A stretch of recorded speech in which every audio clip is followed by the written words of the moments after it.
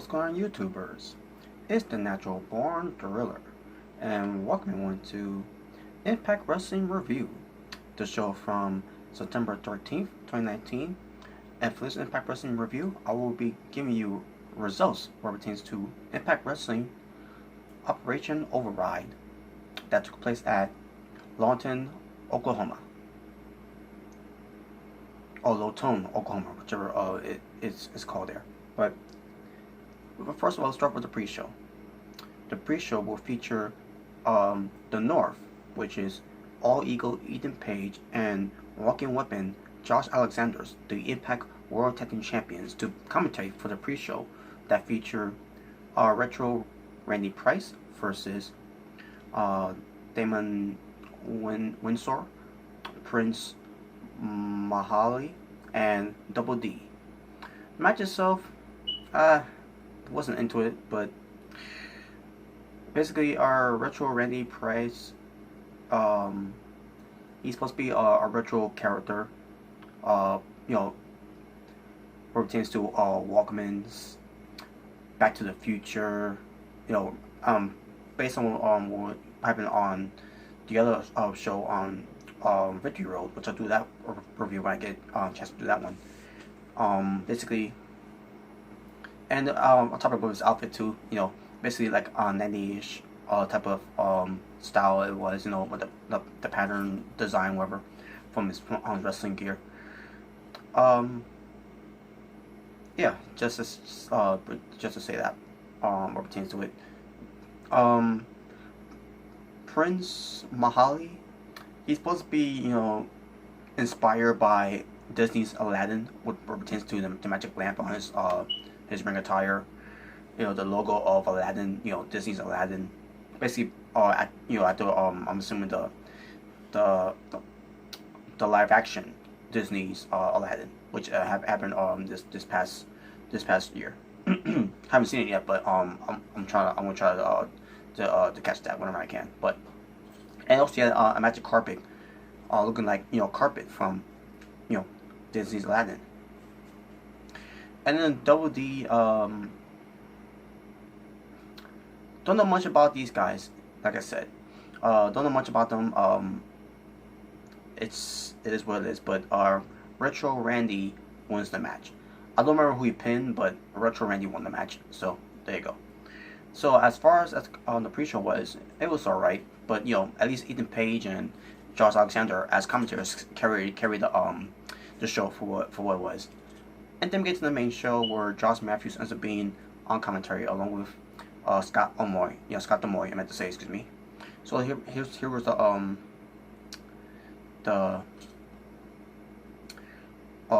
main cards here. We got TJP defeating Rohit Raju in a decent match. It was during this match where Josh Matthews on commentary, because I want to keep this in mind too. Pertains to this show Override, Operation Override, back on September 13th of 2019, on a Friday night, basically.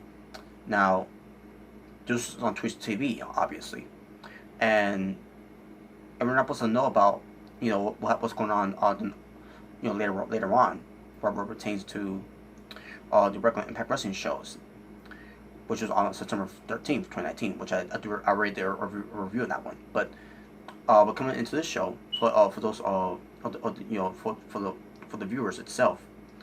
Josh Matthews during this match between TJP and Rohit Raju, because, you know, what pertains to Rohit Raju, he mentions Mahabali Shera making his debut return to Impact Wrestling, and I'm saying to myself, why would he say that when the show itself, on this particular date, on September 13th, it hasn't aired yet for us to know about Mahabali Shera's return. And on top of that, with him being on the show later on, I'll get to that later, but still, like, what a dumb move on Impact Wrestling to do that, and especially to Josh Matthews. Like, what the fuck, man. But yes, like I said, it was a decent match. Don't remember much of the match itself, other than TJP winning the match with the detonation kick onto Rohit Raju and got the win. So there you go.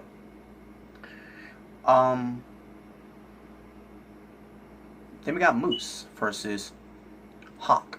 Now Hawk is supposedly who is the son of legendary wrestler Tatanka, and seeing Hawk here facing Moose, it was a decent match too.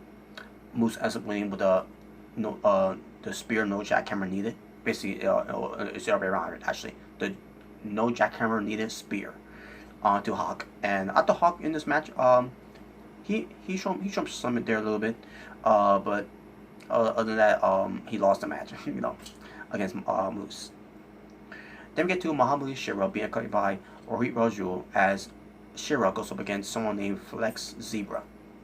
Don't know who he is either. I don't want to know who he is either. But that, as far as this match was terrible, especially with Muhammad Shira. With him being away for that long for Impact Wrestling, and he's back in Impact Wrestling, and to see how he improved since being away. Still the same old Muhammad Shira, trash as always. But he ends up winning the match anyways. Don't remember how he won, but he won the match, so it's whatever. Then we get to a Knockouts match here, which is a tag team match. You got the Impact Knockouts champion Tyler Valkyrie teaming up with Rosemary versus Kiera Hogan and Desi Durante. Let me try to say this right again. Desi Duranta. I think that's how you say it. But she's also related to Hawk, who is, I'm assuming, they're. I can't remember if they said if they are siblings, or they're just cousins, whoever. But yeah, basically there's a family relationship there, pertains to Hawk and Desi. Now, the match started, pertains to this Knockouts tag team match.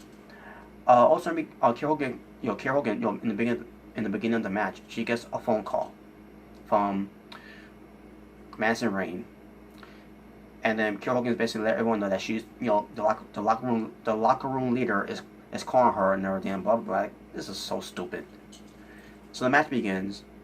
It really began, but Kiera Hogan was basically holding everyone up over to this and all that. It was stupid.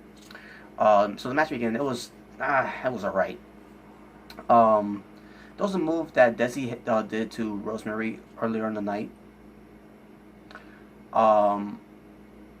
Earlier in that match, I meant to say, and then later on she did to Ty Valkyrie, and Josh Matthews, a freaking idiot himself, saying, Desi did that same move to Kiera Hogan earlier, in that match. And I say to myself, wait a minute, so you're telling me Desi, who was teamed up with Kiera Hogan, her tag team partner, she did that move to Kiera Hogan. Now, if you would have said maybe it was like a miscommunication there, whatever, that she tried to hit Rosemary with it, but hit Kiera Hogan instead. No, that wasn't the case at all. Like, you fucking idiot. Like, man, Josh Matthews is terrible. Commentator for Impact Wrestling, who's the lead commentator, and he fucking botched that spot. Botched that call, I meant to say. Saying that that Desi did that to Kiera Hogan, even though Kiera Hogan and Desi are partners. Oh, another note here too. Where pertains to Kiera Hogan not being on these shows, these type of shows, where pertains to Twitch TV and Impact Plus, where pertains to these type of shows, she never gets to be on these shows, but now all of a sudden she gets to be on these shows. Why all of a sudden change her heart now? They want put on these type of shows before, not even on pay-per-views, but now she's getting the opportunity to be on there. Whatever. In the end, it was, I believe it was. I know one thing. Kiera Hogan did not get the loss here. It was Desi who got the loss here. I think it was from Ty Valkyrie with the Road to Valhalla, and that was the match. It was alright. Nothing special about this match at all, other than Rosemary and Ty Valkyrie. And I would say the same thing with Kiera Hogan, but at the same time, the way that she's being booked, why bother even get behind Kiera Hogan, right? She can't even win a match to save her own life. We get to this World Class Championship match between MVP versus the World Class Champion, Chavo Guerrero Jr. Match itself, it was decent. In the end, Chavo Guerrero Jr. got disqualified, so he could save himself of still being the World Class Champion. So yeah, MVP won by disqualification, and that was it. And also in the match, MVP was suffering the knee injury in the match here by Chavo Guerrero Jr. and everything. So, like I said, it was a decent match. No, there was nothing special about this match either, other than the nostalgia stars like MVP and Chavo Guerrero Jr. So, and Chavo Guerrero still got the worst frog splash, where it tends to doing a tribute to Eddie Guerrero, to his uncle. So, just saying, but not trying to be harsh or anything. But next we get to the Impact World Tag Team Championships match, basically. The North, Ethan Page and Josh Alexander defends against these guys known as the Step Brothers, Tigo and Jermaine. And I never heard these guys before, but as soon as I see these, the Step Brothers. Oh yeah, that's another thing. They're called the Step Brothers because they're African Americans, so they gotta be. They're not called the Step Brothers. They're called the Step Brothers. With BROTHAS instead of BROTHERS. So, yeah, get it? Because brothers and it pertains to African American women's, sisters, whatever. But yeah, but the Step Brothers, they were doing the floss, the flossing dance. I'm not going to do it because I think that's the most stupidest move ever. The stupidest dance move ever in the history of dance moves. I mean, I wouldn't mind seeing the women doing these type of dance moves, but men doing these type of dance moves, I'm not a fan of men doing these type of dance moves. I remember I first saw Kalisto doing that. What was it, like this past year where it was, or last year, I can't remember when they started forming the Lucha House Party, whatever. But I remember I saw Kalisto doing that, and I said to myself, what the hell was that? But that's the flossing move, dance move is so stupid. But yeah, anyway, as far as the match was, the North carried this match. The Step Brothers were I didn't like these guys, these tag teams. So the North ends up winning, and they're still the tag team champions. Then we get to Unbreakable Michael Elgin versus Fuego del Sol. Fuego del Sol, I meant to say. And this match was good. Yeah, I thought this match was good. Both guys looked good, obviously, especially Michael Elgin, and especially with this Fuego, who I had no idea who he is, by the way, but he's a luchador, and he worked a very good match in this with Michael Elgin, which I could appreciate. Obviously, in the end, Michael Elgin wins with the Elgin bomb, and yeah, there you go. And finally, the main event, a street fight between Eddie Edwards versus Sami Callihan. This had a baseball bat involved, Kenny the Candlestick, a steel chair, I think a staple gun was involved, if I'm not mistaken.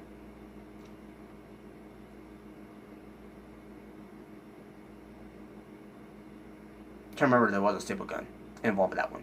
Let's talk about the other Impact Wrestling show that happened with actually that'll be for another time. But yeah, they was going all out in this match, and I was enjoying this match. This match was good.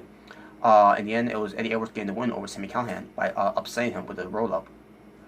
I believe it was like a roll up in a way, because I can't remember how it was done too, though. But anyways, Eddie Edwards gets the upset on Sami Callihan, and Sami Callihan attacks him after the match, and then starts beating him up even more. He's going to use the baseball bat to basically do the same angle like he did to him 2 years ago with the chair on him and then the baseball bat, whatever. I think that's why he was about to do that. But he did have a baseball bat to do what he wanted to do. All of a sudden, Brian Cage, the Impact World Champion, comes out to come save Eddie Edwards, and he's in his wrestling gear, by the way. Brian Cage, even though he's not supposed to be medically clear to wrestle yet until Bound for Glory, but we're gonna ignore that, right? But he comes out. He comes to aid. He basically takes out Sami Callihan. Sami Callihan ends up retreating, and that was it. So yeah, basically in a way it was kind of swerved there, because I didn't know that Brian Cage was going to be there, to be part of the show, but he ends up being there. So, and there you go. That was the show, Impact Wrestling, what pertains to the show that they call Operation Override. And it basically didn't feature any other promotions outside of Impact Wrestling, what pertains to why they do these type of shows. It was just that type of it was just that type of show that Impact Wrestling did on Twitch TV, which I didn't get a chance to catch on. But probably two. Where pertains to Operational Override, where pertains to doing the show on September 13th. Before later on we get to watch Impact Wrestling. Imagine how I would have been pissed watching this live, and they spoil, and you got Josh Matthews spoiling it for me, that Mommy Sure remains return later on the Impact Wrestling, from later on the regular Impact Wrestling show. But again, that's just but in a way, I'm kind of glad I didn't because of that whole reasoning. But I digress. Alright, here we go. So before I get to my overall summary of the show, let's get to the highlights of the nights, where it pertains to Operational Overdrive. Operational Override, excuse me. Swerve on the night will have to go to Brian Cage for showing up, in his wrestling gear and everything. Moment of the night, I'm gonna have to go with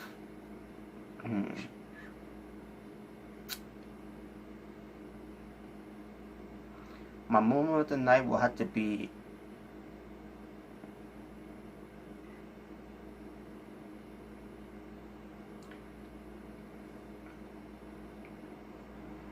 I couldn't really think about what could be my moment of the night for this show itself.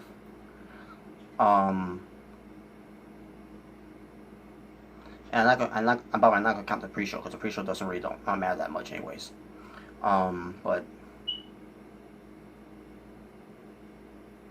I guess the moment of the night will have to be Tyra Valkyrie and Rosemary teaming up together for the first time, and they actually, in a way they wasn't enjoying well together when they were teaming up, but seeing those two teaming up together after their heated rivalries, on Impact Wrestling, when Tyra Valkyrie first came in, and then with them, still working a program with one another and everything, until other things came up along the way as well. But yeah, it was nice to see that though. So I'll put that as my moment of the night. Entrance of the excuse me, entrance of the night will have to be. Let's see. Who can I get this for entrance of the night? I guess I'll give the Hawk. I'll give it to Hawk because he did his Native American entrance in the way, so I'll give that to him. I'll give that to the Hawk, the son of Tatanka. Move of the night will have to be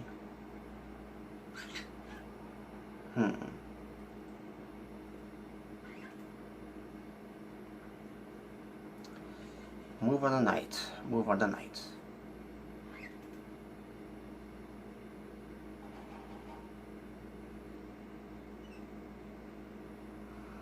Trying to really think what was my move of the night. I'll tell you one thing, it wasn't from Romney Shira, I'll tell you that one thing.